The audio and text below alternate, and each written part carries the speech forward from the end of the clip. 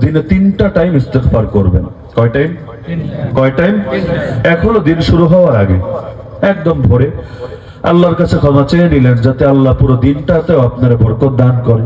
দ্বিতীয় হলো সন্ধ্যাবেলায় রাত শুরু হওয়ার একদম সূচনা লগ্নেই আপনি ক্ষমা চেয়ে নিলেন আল্লাহর কাছে। এমনকি নবীজি সাল্লাল্লাহু আলাইহি ওয়াসাল্লাম ইস্তিগফারের একটা সুন্দর দোয়াও শিখিয়ে দিয়েছেন। কেউ যদি সকালে পড়ে সন্ধ্যা হওয়ার আগে মরে, নবী বলেছেন ও জান্নাতি। যদি সন্ধ্যায় পড়ে সকাল হওয়ার আগে মরে, নবী বলেছেন সে জান্নাতি। এখন একবার শুনলে তো মুখস্থ হবে না, কিন্তু শিরোনামটা মাথায় রাখেন, মুখস্থ করে নিয়েন। এই জামানা সহজ, শিরোনামটা দিয়ে সার্চ করলেই, গুগলে লিখে সার্চ করলে দোয়াটা পেয়ে যাবেন। আর এলাকায় আলেম ওলামারা আছেন, ইমাম সাহেবরা আছেন, তাদেরকে বললেও তারা আপনাদেরকে ইনশাআল্লাহ কোনো বই অথবা লিখে হোক যে কোনো ভাবে মুখস্থ করায় দিবেন ইনশাআল্লাহ। এই দোয়াটার নাম হলো সাইয়্যিদুল ইস্তিগফার। সাইয়্যিদুল ইস্তিগফার, সাইয়্যিদ মানে নেতা, সাইয়্যিদ মানে সর্দার, সাইয়্যিদ মানে সবচাইতে শ্রেষ্ঠ। তো সাইয়্যিদুল ইস্তিগফার মানে শ্রেষ্ঠ ইস্তিগফার। তো নবী শেখাচ্ছেন, আরবিটাও বলি সাথে অর্থটাও বলি, ইনশাআল্লাহ বুঝতে সহজ হবে যে কি শিখিয়েছেন মূলত। তা আরবিতে না পড়লে অন্তত বাংলাতে বলতে পারবেন আল্লাহর কাছে, নিজের মতো করেই বলেন না। আল্লাহুম্মা আনতা রাব্বি, হে আল্লাহ আপনি আমার রব, লা ইলাহা ইল্লা আনতা, আপনি ছাড়া আর কোনো মাবুদ নাই, খালাকতানি, আপনি আমাকে সৃষ্টি করেছেন, ওয়া আনা আবদুক, আমি আপনার গোলাম, মাত্র গোলাম, ওয়া আনা আলা আহদিকা ওয়া ওয়াদিকা মাসতাতাতু, আমি যতটুকু পেরেছি, বেশি পারি নাই তো জানি, যতটুকু পেরেছি আপনাকে দেওয়া অঙ্গীকার এবং ওয়াদার উপর আমি অটল থেকেছি। আউযু বিকা মিন শাররি মা সানাতু, আল্লাহ যত অপকর্ম করেছি, করি তো সবাই তো করি, আয় আল্লাহ যত পাপ করেছি এগুলোর ক্ষতি থেকে তোমার কাছে আশ্রয় চাচ্ছি। আউযু বিকা মিন শাররি মা সানাতু আবুউ লাকা বিনিআমাতিকা আলাইয়া ওয়া আবুউ বিযামবি, আল্লাহ আমার উপর তোমার যত নেয়ামত আছে সব স্বীকার করি, আর আমি যে পাপী, পাপ করেছি এটাও স্বীকার করি। ফাগফিরলি, সুতরাং আত্মস্বীকৃত পাপীরে তুমি মাফ করে দাও। ফাইন্নাহু লা ইয়াগফিরুয যুনুবা ইল্লা আনতা, কারণ তুমি ছাড়া আর কেউ মাফ করতে পারে না। তাহলে একবার বললে কি বেশি লস হয়ে যাবে আপনাদের? তাহলে আমরা একবার বলি, অন্তত নবী শেখানো দোয়াটা একবার অন্তত আমাদের মুখ দিয়ে বলা হলো। এই মাহফিলের মধ্যে অন্তত আল্লাহ যদি এটা কবুল করেন আর নিষ্পাপ হিসাবে বাড়িতে যাওয়ার তৌফিক দান করেন, আলহামদুলিল্লাহ।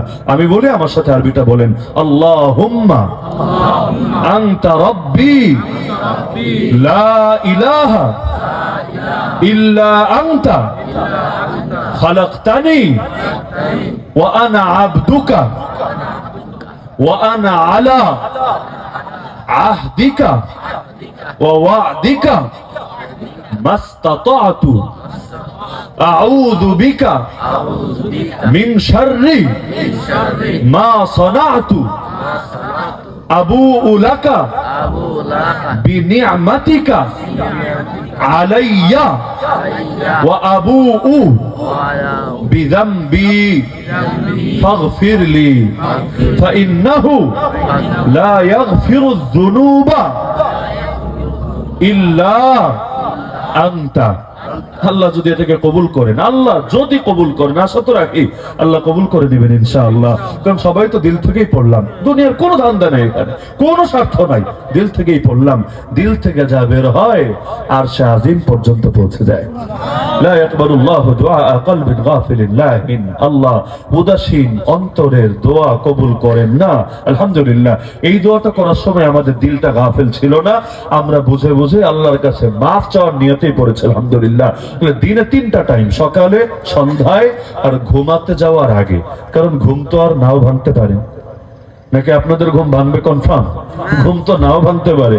এজন্যই দেখেন না, ঘুমাতে যাওয়ার আগে বলি আল্লাহুম্মা বিসমিকা আমুতু ওয়া আহইয়া, আল্লাহ তোমার নামে মরি, তোমার নামে আবার জিন্দা হই। আর ঘুম থেকে উঠেও বলি আলহামদুলিল্লাহিল্লাযী আহইয়ানা বাদা মা আমাতানা ওয়া ইলাইহিন নুশুর, প্রশংসা ওই আল্লাহর, একবার মরণ দেওয়ার পর আবার জীবনটা ফিরিয়ে দিলেন। এজন্য দেখেন না, আদম আলাইহিস সালাম আগে যখন জান্নাতে ছিলেন তখন কিন্তু ঘুমাতেন। হাওয়া আলাইহিস সালামকে কখন পেয়েছিলেন? তিনি জান্নাতে আছেন, কিন্তু মনটা একটু একটু কেমন যেন অসহায় অনুভব, একটু কেমন যেন কেমন কেমন লাগছে, কারণ সব আছে কি জানি নাই, মানে একটা শূন্যতার অনুভূতি আছে কি জানি নাই, এটা জানেন না কি নাই, কিন্তু এটা মনে হচ্ছে কিছু একটা নাই। আপনাদের মনে করেন অনেক টাকা পয়সা হয়ে গেল, টাকা পয়সার অভাব নাই, আইফোন চালান, R15 বাইক নিয়ে রাস্তায় ঘোরেন, আর গাড়ি তো রেঞ্জ রোভার অথবা মার্সিডিজ বেঞ্জ BMW এই মানের গাড়ি আছে, সব আছে, বউ নাই কপালে, বউ নাই আর আরাম রিলেশন টিলেশন এগুলো আপনার কিছু নাই, লেকিন টাকা পয়সার অভাব নাই, সুন্দর গাড়ি বাড়ি সবকিছুর অভাব নাই। খুব ভাল লাগবে না একটু খালি খালি লাগবে? লাগবে না? লাগবে তো স্বাভাবিক। তো আমাদের আদি পিতা আদম আলাইহিস সালাম জান্নাতে ছিলেন, সবই তো আছে আলহামদুলিল্লাহ, একটু খালি খালি লাগতো কি জানি নাই। একদিন রাতে ঘুমালেন, সকালে যখন ঘুম ভাঙলো তখন দেখলেন কি রে, পাশে আবার কারে দেখা যায়, তুমি কে? আমি হাওয়া। আল্লাহ তাআলা তার বাম পাজরের হাড় থেকে হাওয়া আলাইহিস সালামকে সৃষ্টি করে দিলেন। তাহলে ঘুম থেকে উঠে মহা নিয়ামত পেয়ে গেলেন। কিন্তু জান্নাতে আবার যখন যাব ইনশাআল্লাহ, ঘুম টুম থাকবে নাকি? ঘুম থাকবে নাকি? আর থাকবে না কেন? আর নাওমু আখুল মাউত, ঘুম হলো মরণের ভাই।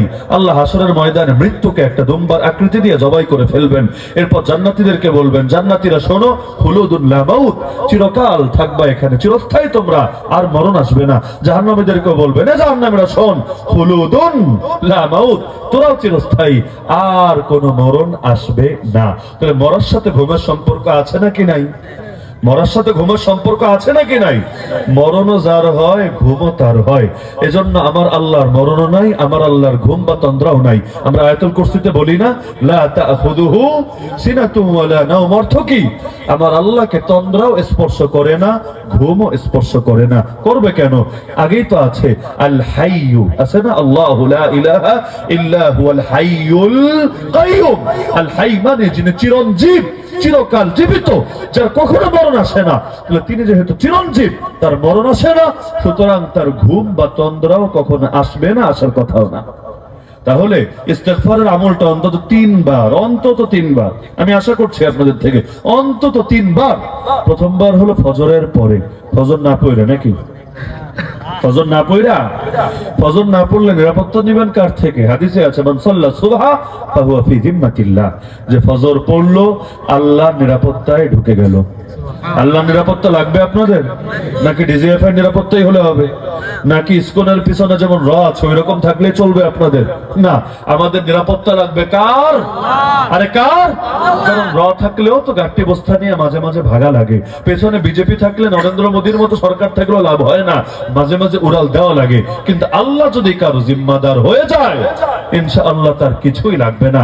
এজন্য নবীর গর্দানে এক মুশরিক তরবারি ধরে বলে, কি রে, কে বাঁচাবে আমার হাত থেকে? পাগলে ভেবেছে সাহাবীরা বাঁচাবে, সাহাবীরা তো দূরে, আস্তে আস্তে কল্লা ফেলে দিবে। নবীজি খালি বললেন আল্লাহ, বলতে দেরি আর হাতের মধ্যে কম্পন শুরু হতে দেরি না, কাঁপতে কাঁপতে পড়েই গেল তরবারি। নবী এবার উঠি ওর গর্দানে ধরে বলে, কি রে ভাই, আমনাউকা মিন্নি, এখন তোরে কে বাঁচাবে আমার হাত থেকে? তাহলে আমি আপনাদের থেকে আশা করি ফজর নামাজ পড়েও আপনারা কিছু সময় আল্লাহর কাছে ইস্তেগফার করবেন, ক্ষমা চাইবেন। মাগরিবের নামাজ পড়েও, আগে পারেন পরে পারেন, আল্লাহর কাছে কিছু সময় ইস্তেগফার করবেন, ক্ষমা চাইবেন। ঘুমাতে যাওয়ার আগেও আল্লাহর কাছে ইস্তেগফার করে নিষ্পাপ হয়ে ঘুমাতে যাবেন। রাজি আছেন? তাহলে রিজিকে বরকতের পরামর্শ কয়টা? 4টা। এর মধ্যে 1 নম্বর পরামর্শ ইস্তেগফার, বাকিগুলো সংক্ষেপে বলে দিলেই হবে। 2 নম্বর পরামর্শ হলো তাকওয়া, আল্লাহকে ভয় করে। খালি মাফ চাইলেই হবে নাকি? পাপও তো ছাড়া লাগবে। খালি মাফ চাইলেই হবে? পাপও তো ছাড়া লাগবে। অনেকে ভাবে পাপ করি আল্লাহ তো ধরে না আমারে, কারণ ধরলে আবার বান্দা ঠিকই সোজা হয়। অসুস্থ হলে ইবাদত বেড়ে যায়, ভিসা হচ্ছে না, নামাজ বেড়ে যায়, পরীক্ষা দিয়েছে রেজাল্ট বের হবে, মাশাআল্লাহ, ইবাদতের মধ্যে খুশু হাজির হয়ে যায়। তাহলে বিপদে পড়লে, আরে বিপদে পড়লে আমরা মক্কার মুশরিকরাও যখন সাগরে যেত, গিয়ে যদি বিশাল জলোচ্ছ্বাসের কবলে পড়তো, বুঝতো আর মনে হয় কপালে ঘর বাড়িতে ফেরার সুযোগ নাই। এরকম ম্যানকে চিবায় পড়লে ওদের জবান থেকে আল্লাহর নাম বের হতো, দেবদেবী না, আল্লাহ আল্লাহ আল্লাহ। ফাইদা রাকিবু ফিল ফুলক দাউল্লাহ মুখলিসিনা লাহুদ্দিন, বিপদটা যেই মাত্র কেটে যেত, ফালাম্মা নাজাহুম ইলাল বার, আল্লাহ আবার কি, ইদা হুম ইউশরিকুন, এই দেব ওই দেবী এই দেবতা এই সেই আজীব আজীব শিরক শুরু হয়ে যেত। তো খালি বিপদে পড়লে আল্লাহরে মনে রাখলে চলবে, নাকি সদা সর্বদা আল্লাহরে মনে রাখতে হবে? আমরা সবাই আযাবে আছি, সবাই টের পাচ্ছেন আর কি, সবাই আযাবে। একজন পাপী পাপের পর পাপ করেই যাচ্ছে, পাপ যে ছাড়তে পারছে না, ওর কি একবার মনে হয় না এর চাইতে বড় আযাব কিছু হতে পারে না?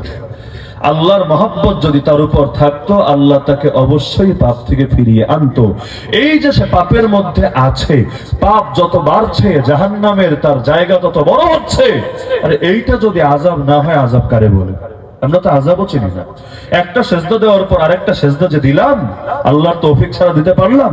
এই দ্বিতীয় সেজদা দেওয়াটাই কিন্তু প্রমাণ করে আল্লাহ আমার প্রথম সেজদাটাকে মহব্বত করেছে, ভালোবেসেছে।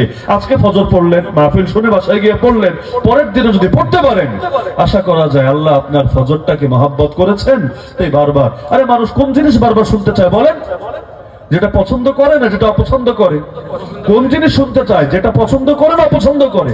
পছন্দের গান, পছন্দের গজল 10 বার 100 বার মানুষ শোনে, আর যেইটা শুনলেই শরীরে কেমন কিরমির করে, ওইটা আসলেই তো আস্তে করে মানুষ স্কিপ করে চলে যায়। তা আল্লাহ সবাই ইবাদতের কপাল দেয় না, তৌফিক দেয় না, সবার ইবাদত আল্লাহর পছন্দ হয় না। এই জালেমতে জুলুম করে করতেই থাকে, করতেই থাকে, করতেই থাকে, ছাড়তে পারে না।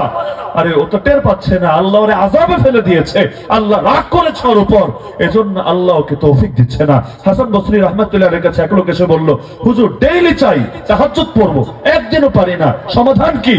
তিনি এক বাক্যে বললেন, দিনের বেলা আল্লাহকে নারাজ করা ছেড়ে দাও, রাতের বেলা আল্লাহই তোমাকে তার সামনে দাঁড় করিয়ে দেবেন। মহব্বতের মানুষকে আল্লাহ তার ইবাদতের সুযোগ করে দিবেন। সুযোগ আল্লাহ না দিলে সুযোগ পাবো কিভাবে? এজন্যই মুয়াজ্জিন যখন বলে হাইয়া আলাস সালাহ, আমরা কি বলি? ডাকলা তো নামাজের দিকে, কিন্তু শোনো, লা হাওলা ওয়ালা কুওয়াতা ইল্লা বিল্লাহ। আল্লাহ তৌফিক না দিলে আমার কোন শক্তি নাই নামাজে আসবো, কোন শক্তি নাই বেনামাজি হওয়া থেকে নিজেকে বাঁচাবো, কিচ্ছু নাই, সব আল্লাহর তৌফিকের উপর নির্ভরশীল। তাহলে আমাদের দ্বিতীয় গুণ, নিজেকে বরকত চাইলে তাকওয়া। তাকওয়া মানে কি? সুদী ব্যাংকে চাকরি আরো দীর্ঘকাল করতে হবে। তাকওয়া মানে কি? আরো বেশি সমিতির লেনদেনে জড়ায়া সুদ নিয়ে জীবন চালাতে হবে। তাকওয়া মানে কি? আরো বেশি পর্ন দেখতে হবে। তাকওয়া মানে কি? আরো বেশি গান শুনতে হবে। তাকওয়া মানে কি? আরো বেশি নামাজ ছাড়তে হবে। এটিরে তাকওয়া বলে? তাকওয়া মানেই হলো আল্লাহরে ভয় করে পাপ ছাড়ার অভ্যাস করতে হবে। বাপরে ভয় করে না, মাকে ভয় করে না, সমাজকে ভয় করে না, কাকে ভয় করে? এগুলোরে ভয় করে পাপ ছাড়ার তাকওয়া বললে তো আমরা সবাই তাকওয়াবান মাশাআল্লাহ।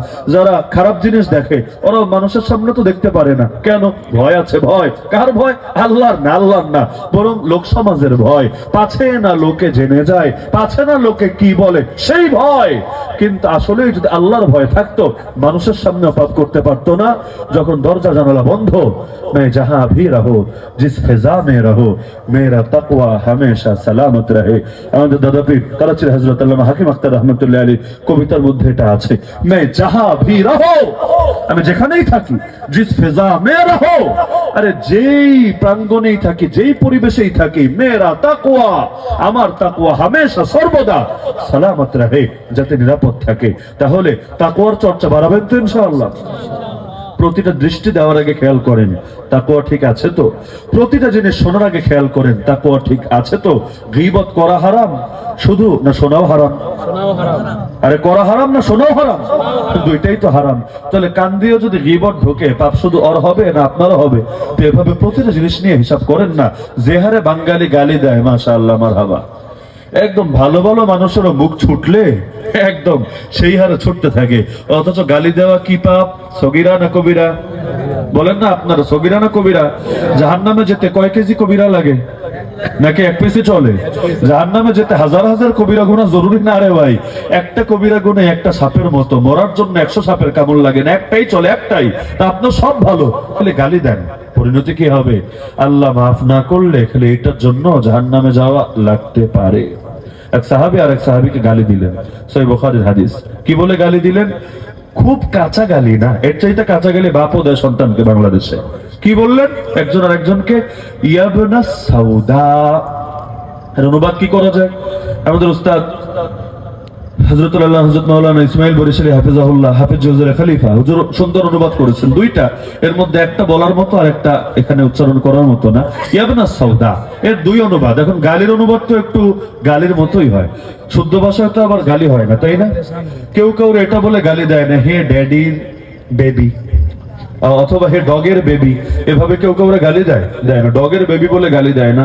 হে কুকুরের সন্তান, এভাবেও গালি দেয় না। দেয় কোনটা? কুকুরের জায়গায় কুত্তা হয়, সন্তানের জায়গায় বাচ্চা হয়, ওইভাবে গালি দেয়। গালির একটা নিজস্ব ব্যাকরণ আছে, নিজস্ব বালাগাত এবং অলংকার শাস্ত্র আছে। তো এখন এক সাহাবী আর এক সাহাবীরা গালি দিলেন ইয়াবনা সাউদা। অনুবাদ কি হতে পারে?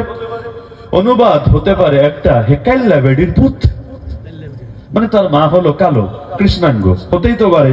এটা তো আল্লাহর হাতে, এখানে তো কারো কোনো দখল নাই। কাল্লা বেডির পুত। তো এখন এই শব্দটা যখন বললেন, আল্লাহ নবী জানার পরে বড় কষ্ট পেলেন। নবী বললেন, করলা কি তুমি এটা? হে আবু যর, করলা কি? আইয়ারতাহু বিউম্মিহি ইন্নাকা মরউন ফিকা জাহিলিয়া। তুমি তাকে তার মায়ের কথা বলে ট্রোল করলা, লজ্জা দিলা। তুমি এমন একজন মানুষ যার ভেতর এখনো জাহেলিয়াত রয়ে গেছে। সাহাবী হওয়ার পর খালি গালি দেওয়ার কারণে নবী যদি বলে এখনো জাহেলিয়াত রয়ে গেছে, আমি কি আর আপনি কি? আমি কি আর আপনি কি? সাহাবীর পায়ের ধুলোর সমান তো আমরা না। সেখানে গালি যদি ছাড়তে না পারি, আমাদের ভেতরও জাহেলিয়াত রয়ে গেছে। নিয়ত করেন, জান গেলে যাবে, মুখ দিয়ে গালি বের হবে না, গালি না। প্রতিবাদের ভাষা আছে। আমার নবী প্রতিবাদী ছিলেন নাকি ছিলেন না? কিন্তু আমার নবীর জবান থেকে জীবনে একবারও কোন গালি বের হয়েছে, খারাপ কথা বের হয়েছে, অশ্লীল ভাষা বের হয়েছে? হয় নাই। এমনকি তাওরাতে পর্যন্ত আমার নবীর ব্যাপারে সুসংবাদ ছিল যে তিনি কোনো গালিবাজ না, মন্দ ভাষী না, অশ্লীল ভাষী না। আল্লাহ রাসূলের শানি এটা। তাহলে রিজিকে বরকত চাইলে 2 নম্বর গুণের নাম তাকওয়া। তাকওয়া, তাকওয়া। ওই হারামে আরাম নাই, হারামে আরাম নাই, হারামে আরাম নাই, মনে রাখা দিয়েন ইনশাআল্লাহ। তাহলে 1 নম্বর আমল শিখলাম ইস্তিগফার, 2 নম্বর আমল তাকওয়া, 3 নম্বর আমল নামাজ। নামাজ নামাজ তাকওয়ার মধ্যে আছে। আলাদা করে বললাম কেন? আল্লাহ কোরআনে বলেছেন, ওয়ামুর আহলাকা বিসসালাতি ওয়াসতাবির আলাইহা। নবী ফ্যামিলিকেও নামাজের আদেশ দেন, নিজেও নামাজের উপর জমে যান। কি হবে জানেন? লা নাসআলুকা রিজকা, আমি রিজিক চাইবো না আপনার কাছে, নাহনু নারযুকুক, আমি রিজিক দিব আপনাকে। প্রথমে নামাজের আদেশ, পরে রিজিকের কথা। নামাজের সাথে রিজিকের সম্পর্ক আছে নাকি নাই? এজন্য আমরা মসজিদ থেকে বের হওয়ার সময় কি বলে বের হই? আপনারা কি বলেন? ওইটাই বলেন দেখি, মেড ইন ভালুকা কিছু আছে কিনা? কি বলে বের হন আপনারা মসজিদ থেকে? মাশাআল্লাহ, আল্লাহুম্মা ইন্নী। যদিও দোয়া ডাইরেক্ট করাটা উত্তম না, দোয়ার আগে একটু আল্লাহর নাম নেওয়া, একটু নবীর প্রশংসা করা, এটা উত্তম। এজন্য দোয়া কবুল করাতে চাইলে দোয়ার আগে এটা বলে নিবেন। যেমন ঢোকার আগে বলবেন বিসমিল্লাহ ওয়াসসালাতু ওয়াসসালামু আলা রাসূলিল্লাহ আল্লাহুম্মা ইফতাহ লি আবওয়াব রাহমাতিক। বের হওয়ার সময়ও বিসমিল্লাহ, পারেন না এটা? বিসমিল্লাহ, এরপর নবীর শানে দুরূদ, ওয়াসসালাতু ওয়াসসালামু আলা রাসূলিল্লাহ। নবীর শানে দুরূদ পড়লে একবার, আল্লাহ রহমত নাজিল করেন 10 বার। মাশাআল্লাহ, সবাই জানেন দেখি। এজন্য দোয়া করার আগে দুরূদ পড়বেন। দুরূদ না পড়লে দোয়া আসমান পর্যন্ত যায় না। তিরমিজিতে হাদিস আছে, আসমান পর্যন্ত যায় না। মাওকুফুন বাইনাস সামাই ওয়াল আরদ, আসমান জমিনের মধ্যে আটকে থাকে। নেটওয়ার্ক এরর, ডাউনলোড ফেইলড, মাঝে মাঝে হয় না? নেটওয়ার্কের স্পিড কমে গেলে আধা গিয়ে আর যায় না, আটকে যায়। তাহলে আমরা দোয়া করলেও যদি চাই যে না ফেইলড না হোক, একদম রিচ হোক আরশে আজিমের উপরে, তাহলে আমাদের এর সাথে দুরূদ শরীফটা মিলায় নেওয়া উচিত। তাহলে এই যে বললাম দুরূদের পরে আল্লাহুম্মা ইন্নী আসআলুকা মিন ফাদলিক, অর্থ কি? অর্থ কি? হযরতের ভাইয়ের থেকে আমরা এটা শিখেছি আলহামদুলিল্লাহ। আল্লামা আব্দুল মালিক হাফিজাহুল্লাহ, জাতীয় মসজিদের খতিব যিনি, হুজুর এক বয়ানের মধ্যে এটা বলেছিলেন, আল্লাহুম্মা ইন্নী আসআলুকা মিন ফাদলিক। যে আমরা বলি, আমরা তো আল্লাহর কাছে রিজিক প্রার্থনা করি, এখানে ফজল বা মান রিজিক। হে আল্লাহ, আমি আপনার কাছে আপনার অনুগ্রহ তথা রিজিক চাচ্ছি, রিজিক চাচ্ছি, রিজিক চাচ্ছি। ঢোকার সময় রহমত চেয়ে ঢুকেছি, বের হওয়ার সময় রিজিক চেয়ে বের হচ্ছি।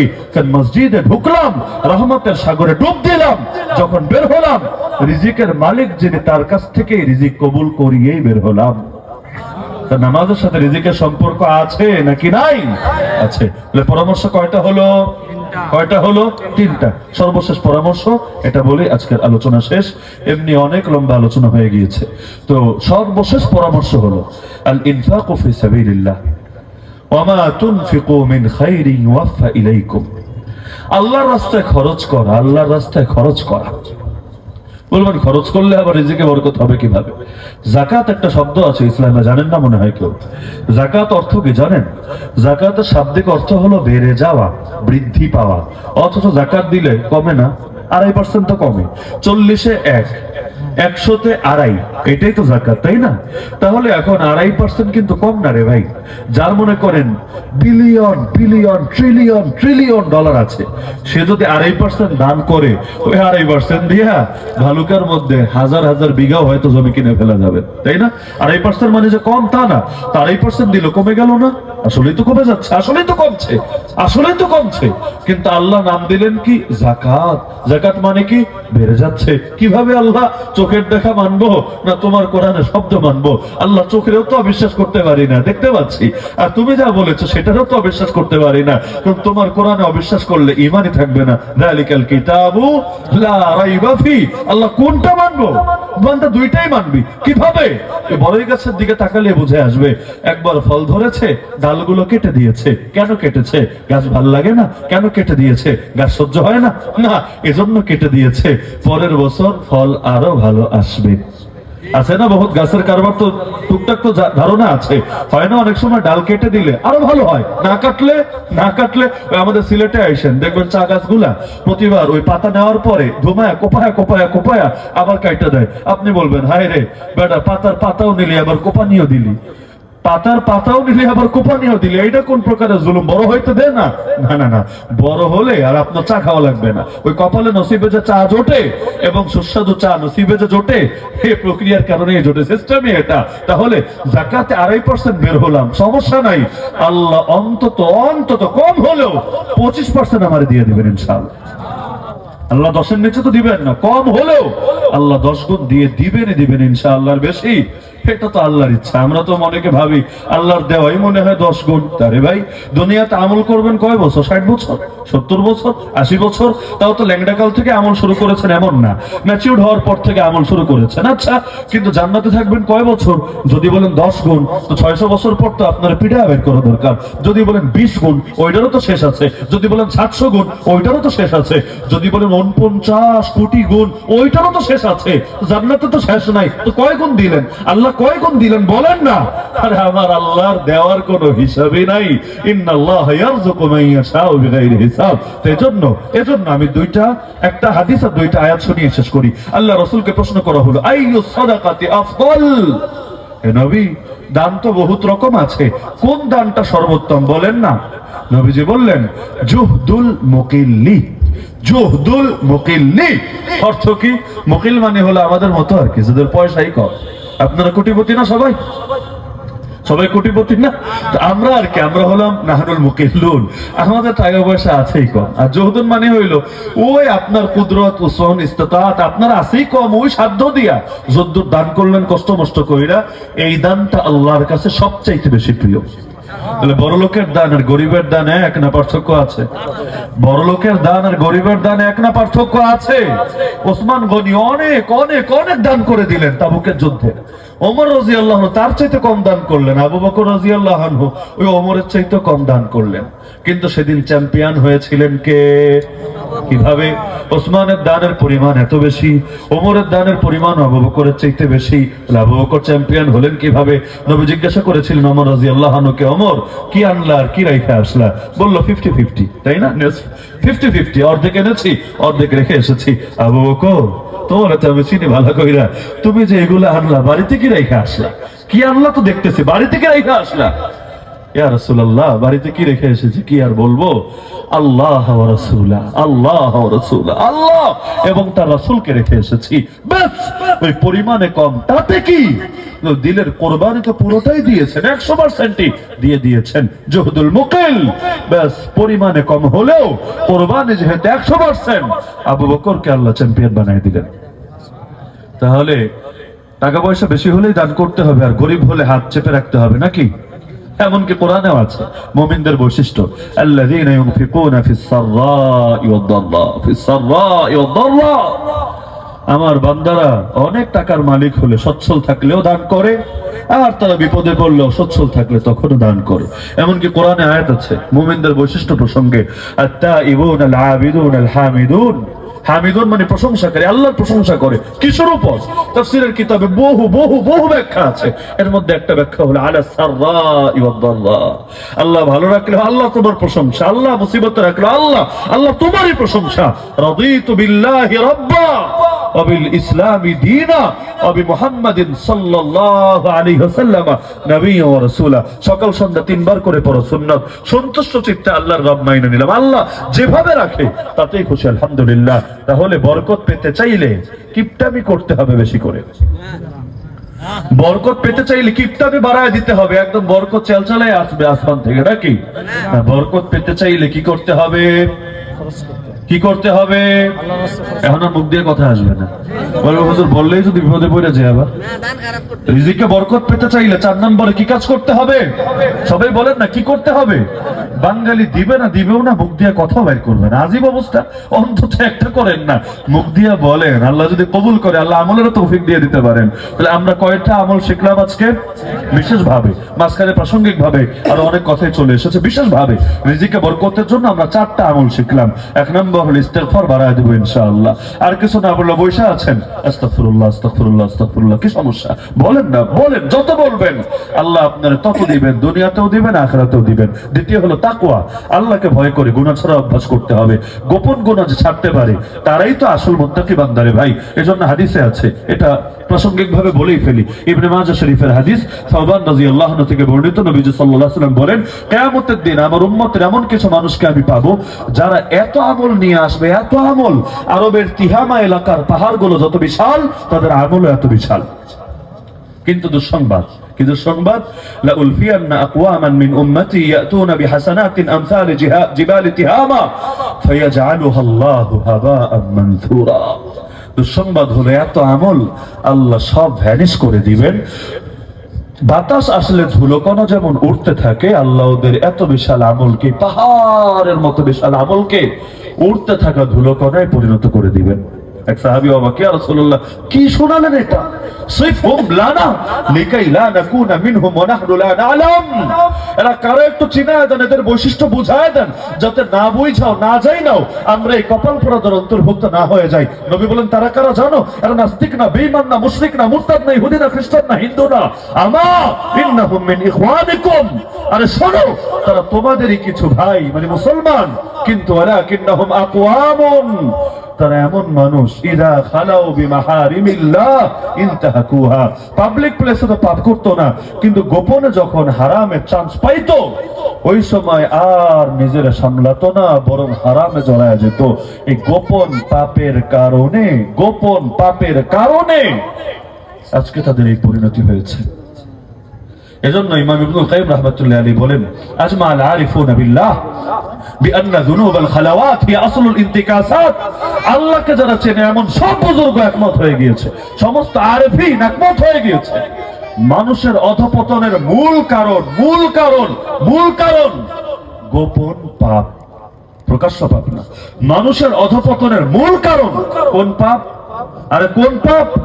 গোপন পাপ। এমনকি ইমাম ইবনে রাজব হাম্বলি রাহমাতুল্লাহি আলাইহি বলেন, খাতিমাতুস সু তাকুনু বিদাসিসাতিন বাতিনাতিন লিল আবদ লা ইয়াত্তালু আলাইহা নাস। মানুষের যে মন্দ পরিণতি হয়, বেঈমান হয়ে মরে, মরার সময় কানে বের আসে না মুখ থেকে, কেন হয়?